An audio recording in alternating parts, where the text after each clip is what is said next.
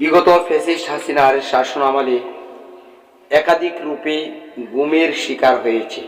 তার মধ্যে অনেককেই মৃত অবস্থায় পরবর্তীতে পাওয়া গিয়েছে।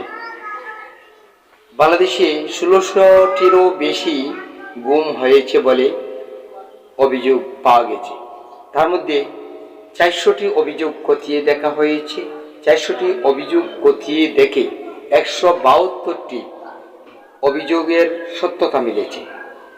আরও অবশিষ্ট রয়েছে ১২০০টি। এই ১২০০টি অভিযোগ খতিয়ে দেখে যা পাবে সেই তথ্য হয়তো আমরা পরবর্তীতে পাব। মানবাধিকার সংস্থাগুলির তথ্য অনুসারে, অধিকার এর তথ্য অনুসারে ২০০৯ থেকে ২০২৪ সাল পর্যন্ত ৭০৮টি এই গুমের শিকার হয়েছে বলে অভিযোগ রয়েছে। এমনকি এর সত্যতা যাচাইয়ের অপেক্ষাও রয়েছে। আইন ও সালিশ কেন্দ্রের তথ্য অনুসারে ৬০০টিরও বেশি গুমের শিকার হয়েছে বাংলাদেশে। হিউম্যান রাইট ওয়াচ এর তথ্য অনুসারে শত শত গুমের মধ্যে অনেককে পরবর্তীতে মৃত অবস্থায় পাওয়া গিয়েছে। আমিও জানতে চাই ইলিয়াস আলী কোথায়? আমরা এখনো জানি না আমাদের স্বজন কোথায়। ষাট আউলিয়া পুণ্যভূমি সিলেট এলাকা থেকে সম্ভবত আমি প্রথম নারী সংসদ সদস্য হিসাবে এই সংসদে আসতে পেরেছি। এর পিছনে একটি প্রেক্ষাপট আছে। সেই প্রেক্ষাপট হলো আমার স্বামী এম ইলিয়াস আলী সিলেট ২ আসনের সংসদ সদস্য ছিলেন। বিগত ফ্যাসিস্ট সরকার ২০১২ সালের ১৭ এপ্রিল ওর গাড়ি চালক আনসার আলী সহ তাকে গুম করে।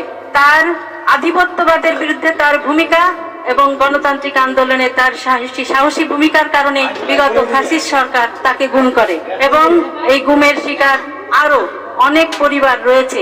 মাননীয় স্পিকার, আমার নির্বাচনী এলাকার সকল জনগণ এবং বাংলাদেশের যখন যেখানে গিয়েছি সকলের একটি প্রশ্ন ছিল আমার কাছে, ইলিয়াস আলী কোথায়? ইলিয়াস আলী কি কোনো খবর জানেন কিনা?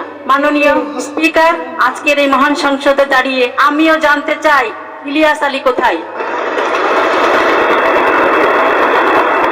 আমার মতো আরো গুম হওয়া দিনার জুনেদ, আনসার আলী এবং সুমন, পারভেজ সহ আরো যারা গুম হয়েছেন তাদের পরিবারের সদস্যরাও জানতে চায় তাদের সন্তান কোথায়।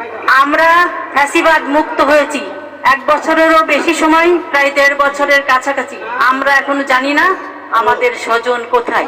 আমরা বিভিন্নভাবে বিভিন্ন জায়গায় তাদেরকে নিয়ে কথা বলেছি, কিন্তু আমরা এখনো জানি না যে তাদের অবস্থান কি, তাদের পরিণতি কি।